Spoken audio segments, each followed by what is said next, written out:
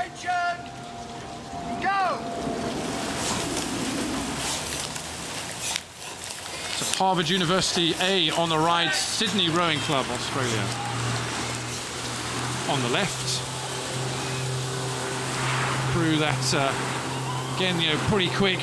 Both these crews, as we get to some, you know, this is the quarterfinals. We'd expect them to be quick and fast. Sydney out there, very fast. Again, the steering of that. There's something going on here. Again, all the steering the of that crews, boat, even the coxed boats, and you could just, you know, you could just see it a little bit on the water. there's a lot going on. So you can see here the island on the right-hand side. Okay, they're going against the stream. The water comes down here, so it's coming fast off the top of the island and pushing the swirl coming around. A lot of the umpires that I've spoken to over the last few days have said they're just having problems in that first 150 meters. I must say that all these Sydney Rowing Club from Australia crews, the four of them here actually at this regatta, the biggest contingent they've ever brought, in that very distinctive pale, they're out, it's sky blue, and you can see today it is exactly sky blue, isn't it? The sky blue and the white is exactly the Henley sky today. They've all looked, you know, really, really good here, and it's a big investment to bring these crews over, and they want to do something. Well, you're saying exactly, and the investment from Sydney Rowing Club here has been, you know, phenomenal here. Head coach Donovan Chech, 2004, the Olympics that you were in, a bronze medal in the coxless pair there, so a medalist there. They've brought him. The development coach James Chapman. Those of you astute followers of international rowing, silver medalist with Drew Kin in London. So, you know, there's plenty of top quality coaching here for Sydney Rowing Club as we're coming through now the barrier. So it's interesting, you know, we've still got Sydney really going for it. They're at sort of 36 now to Harvard. You can just see her 34, 35 are just a little bit more, even though they're down, they've relaxed a little bit more. And this Harvard crew, I mean, they're very impressive too. I don't know if you remember, so yesterday they were the crew in the race that had to restart. So the German crew, Rudovine Munster, steered straight into them. Yesterday had to restart the race after the end of the island, and that Harvard crew really impressed actually watching them yesterday, because the Germans were then all fired up and really went off, and the Harvard crew just sat down or sat level and came back through to win the race. But I must say they never lost contact, and they've just lost contact here, haven't they? I think there's just a little bit of clear water between these two crews now. Just looks like as we come to the halfway mark through Fawley.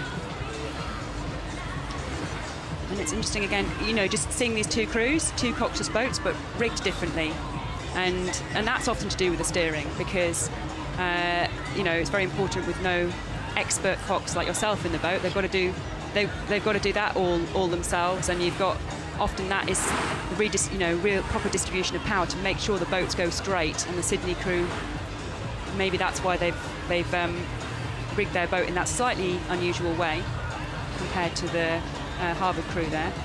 And we continue to say, you know, the importance of this regatta here is gladiatorial. It really is. You know, all of these guys will be at the top of their game, even though we're early stages, quarterfinal day Friday, they're still top of their game. We're seeing very good top level university crews, coxless fours here.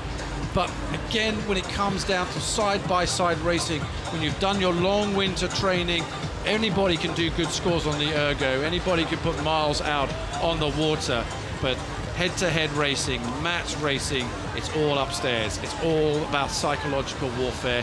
And at the moment, what we're seeing now is the Sydney Rowing Club, Australia, having the better of it. But, you know, Harvard are fighters.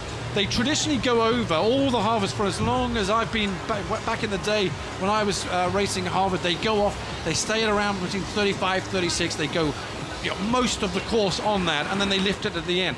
But that middle pace is effective. So they're still in touch here, and they will have a sprint. It's not looking pretty, but at the end of the day, as long as they've got speed and they're in touch, that's all they'll want. This is what they did yesterday. They just rode their own race down, and then they had the extra gear left to come back, and they have been a pip under the Sydney Rowing Club the whole way down. So I think they might have a spare gear. Unfortunately, they've come across the river a little bit, so if they go up now, they're going to be a little bit, they have to steer. That won't help them. This is not good. This is not good. Boris Rankov just warning the umpire, warning Harvard to come around. He's now showing that that's the middle line to take. but still Harvard coming around again now. Harvard coming out, so we could have a clash here, and if we have a clash, the race will be given to Sydney Rowing Club Australia. But this is just looking, well, it's looking sloppy. It has to be sloppy. And what's happening now is that Harvard have lost their rhythm, they've lost their timing. They've got a last bit here.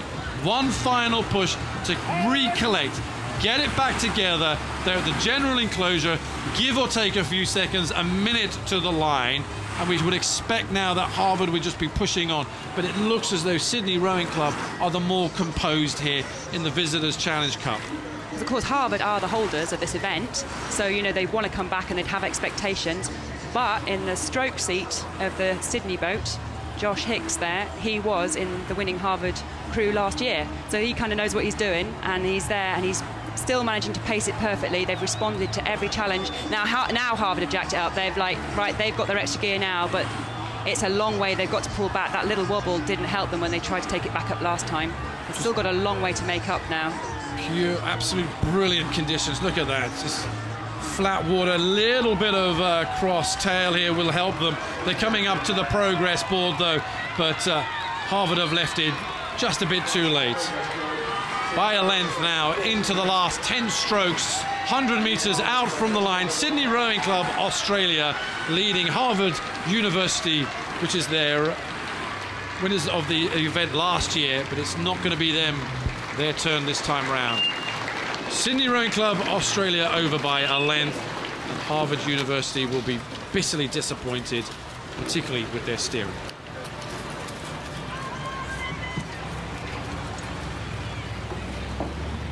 So the freshmen from Harvard University, the A crew, beaten on the day from Sydney Rowing Club Australia in the event for Top University Coxless Falls.